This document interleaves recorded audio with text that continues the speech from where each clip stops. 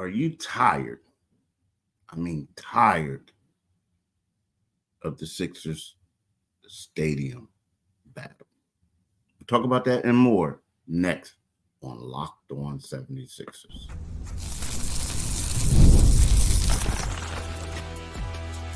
You are Locked On 76ers, your daily Philadelphia 76ers podcast, part of the Locked On Podcast Network, your team every day. Sixers, your first listen every day. We are free and available wherever you get your podcast and on YouTube, part of the Locked On Podcast Network, your team every day. Hi, I'm Keith Pompey, and I'm one of the Locked On 76ers. My man John Mitchell isn't with us this morning, but he'll be back tomorrow. But I got a lot to talk to y'all. I just want to talk to y'all, and I want to talk to y'all about something that's really been on my mind a lot. And what it is the Sixers, it says stadium battle, but actually arena battle. And so I want to talk about that. And then I also want to talk about my cause for concern about the 76ers this season.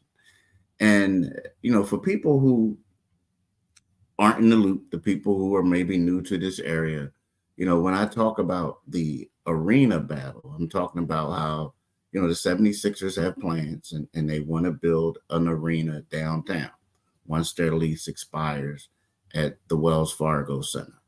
And, there is in Center City, but there has been a lot of people who are opposed to it, particularly people in Chinatown, because it's going to be on the edge of Chinatown. And they don't want that. They don't want that arena there. They're fearful that they're basically is going to destroy Chinatown as we know it. But then there's other groups who are basically saying, no, build it. This is going to be good for the economy. It's going to be good for, downtown. Is a win-win.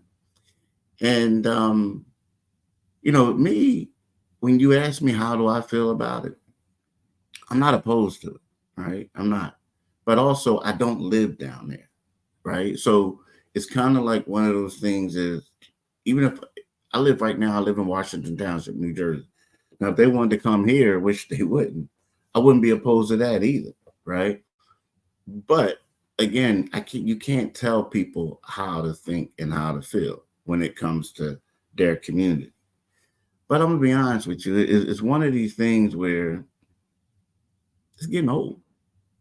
The back and forth is getting old because, at the end of the day, no matter where they go, people are going to come.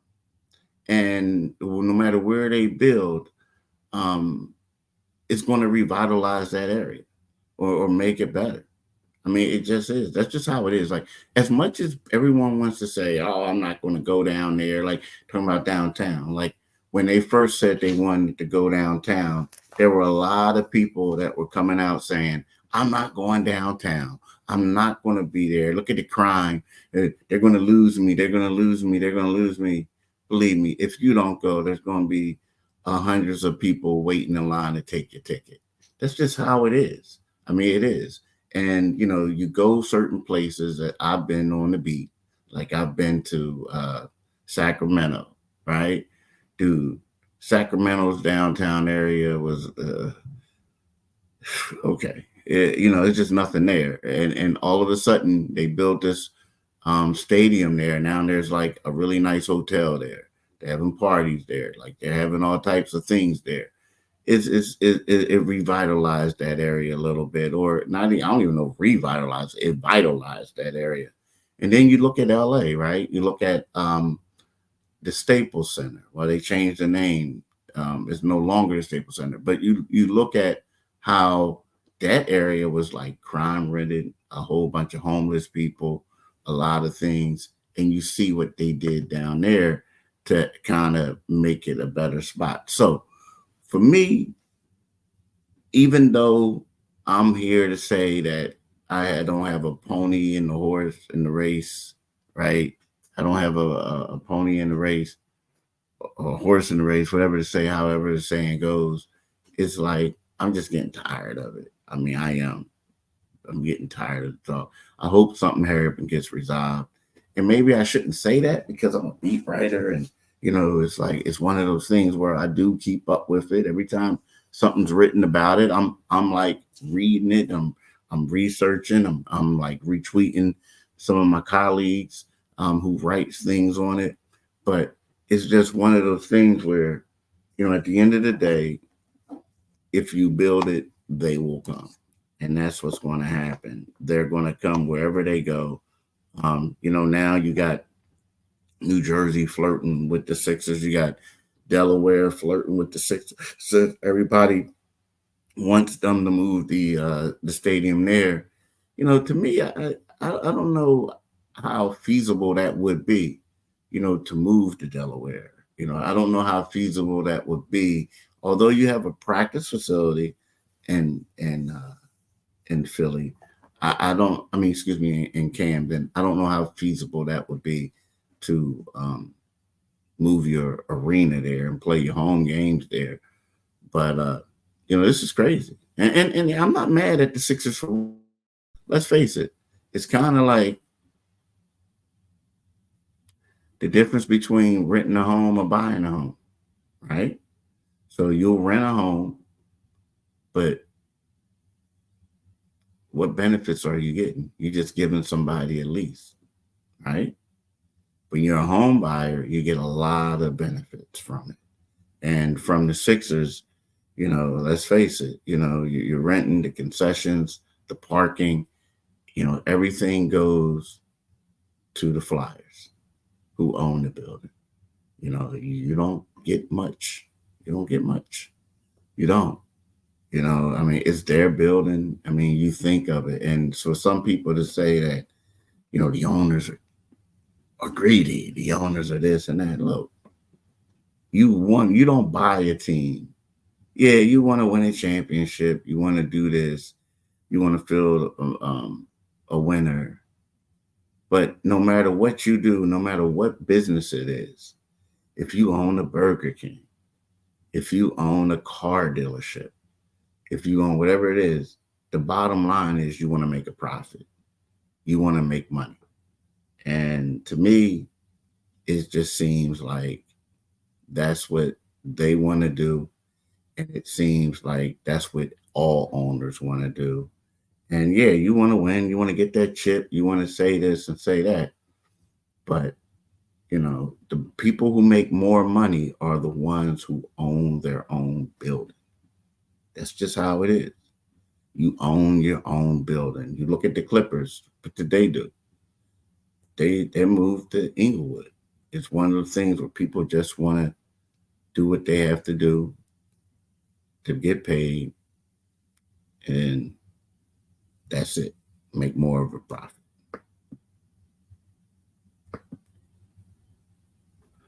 Passion, drive, patience. The formula for winning championships is always what keep your ride or die alive. eBay Motors has everything you need to maintain your vehicle and level it up to peak performance. Superchargers, roof racks, exhaust kits, LED headlights, and more. Whether you're into speed, power, or style, eBay Motors has you covered. With over 122 million parts for your number one ride or die, you'll always find exactly what you're looking for. And with eBay's guaranteed fit, your part is guaranteed to fit your ride every time or your money back. Because with eBay Motors, you're burning rubber, not cash. With all the parts you need at the prices you want, it's easy to make your car the MVP and bring home huge wins. Keep your ride or die alive at ebaymotors.com. Eligible on items only. Exclusions apply. eBay guarantees fit only available to U.S. customers.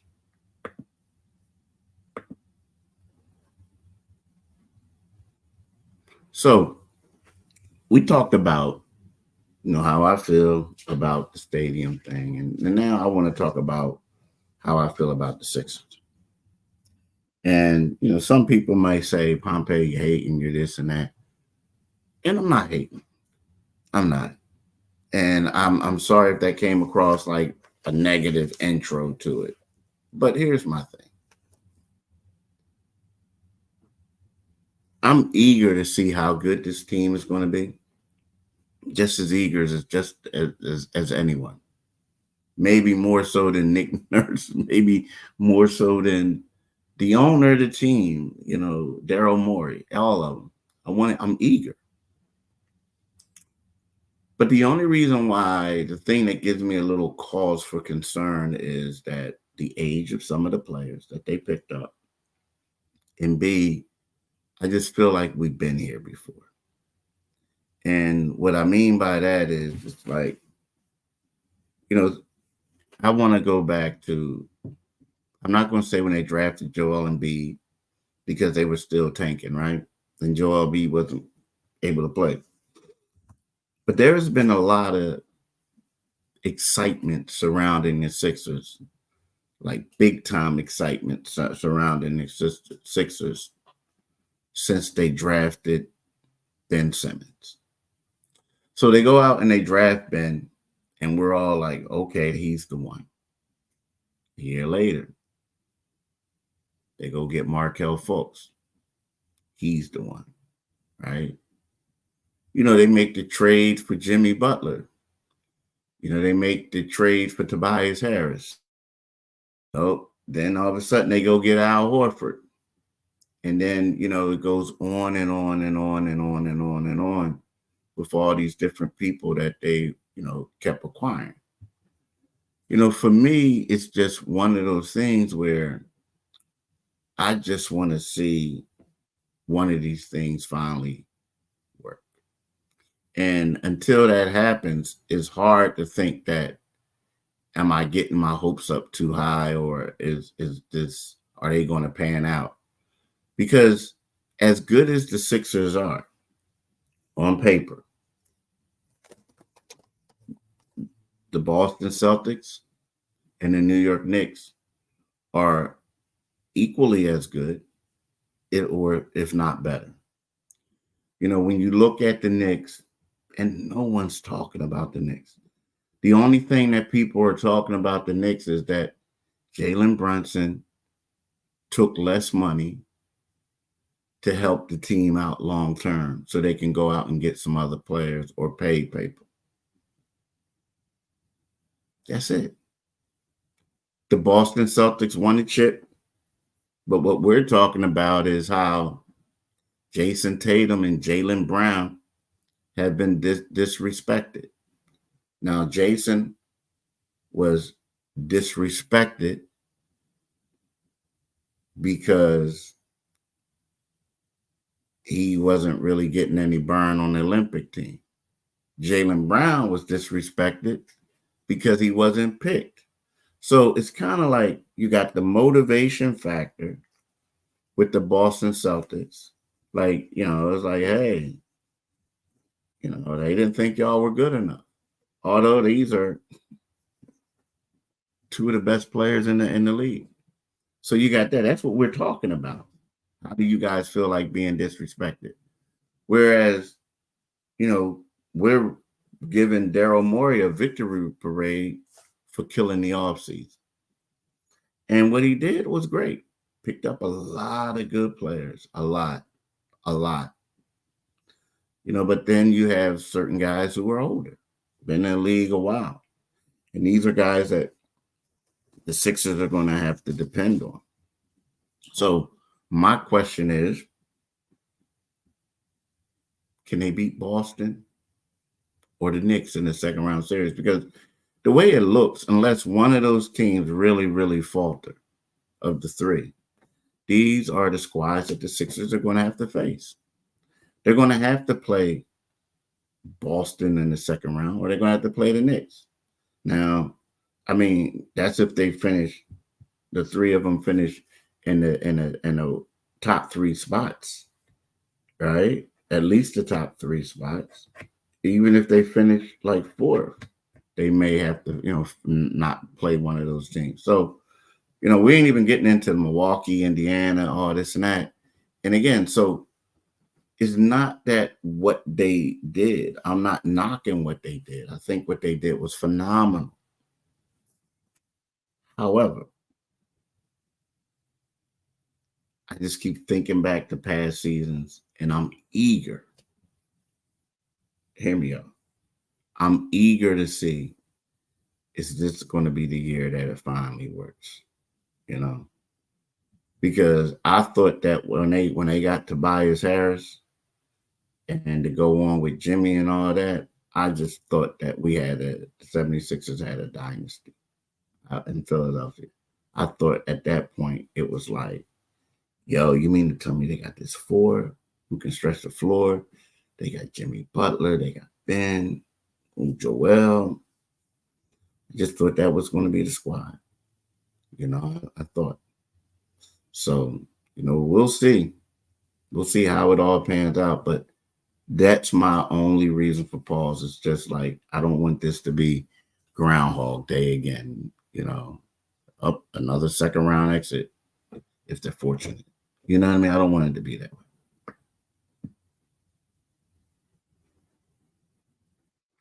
So, that's my reason pause. But then the reason, but then there's, if you want to talk about a little bit of the optimism, the only thing about the optimism is that will help you is that you have guys, for the most part, who have been winners in this league. Now they're old, but I think when you have Kyle Lowry, who won a championship with Nick Nurse, you have Reggie Jackson, who won a championship. Guys like this, they have habits that are good, like work habits. They're not lazy. They get in there, they get out, they do the work that you have to do. Championship pedigree. I also think that these type of guys will be good for continued growth and maturation. Like, yeah, well, he got paid. He's the man now. But at the same time, everybody can learn something. You know what I mean? You can learn something. And the thing is, he is an elite scorer. He's a more high profile player than Reggie Jackson.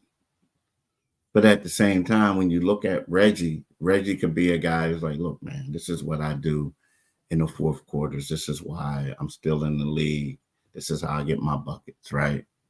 You got Kyle. Kyle can continue to show him how to run an offense, right? So those are things that can benefit them. I also think that for a guy who they look upon to be a part of their future, Jared McCann, I think that this could benefit him from an aspect of, look at all these veterans I got that I can learn from, and, so the same thing with Maxey, like Paul George. And I'm not even talking about Embiid. I'm talking about like PG, Kyle, Reggie, Maxey. It's a lot of guys that he can learn from. And then you throw Embiid into the mix and you're like, okay, I see it. This is it. But I'll be honest with you, with all these positives that I'm bringing up, and they are a lot of them, the thing that I guess gets me more so is just the unknown. Like when we worry about if everything's going to be okay, the main thing is, y'all, is his knee, Embiid's. And when you look at the Olympics, you saw that at one point either he was out of shape or he was hobbled by it a little bit. He still had that big knee, big brace on. So you look at that and you're saying to yourself, how's this season going to be? How's he going to be able to hold up? How is he going to be able to hold up? So those are some factors and some things to pay attention to. But, there is optimism. There is a lot. Do I think they're better than the Boston Celtics, the New York Knicks? No, I don't. In my opinion, right now, the Sixers are the third best team in the Eastern Conference. I feel like Boston is the defending champ. They got two motivated players. I feel like when you look at the New York Knicks, they're just younger and hungrier. They just like got some dogs. They got the Nova Knicks, but they have some dogs. And I feel like the key to them is Julius Randle. If Julius Randle can find a way to fit in, to mesh well with his new teammates, I think he'll be the X factor. Yeah, I do. I really do. I think he'll be the X factor. I really do. But so it's going to be an exciting year. I know some people, even in the household, want me to be wrong, but we'll see. But I want to thank you again for making Locked On 76ers your first listen today. Now go check out Locked On NBA podcast, where the season never ends, providing national expertise with a local perspective. You can find the link to Locked On NBA in the description, so you don't need to search. Part of Locked On Podcast Network, your team every day. This is Keith. We'll be back with my man Mitch tomorrow. I just want to say peace and have a good one, y'all. Deuces.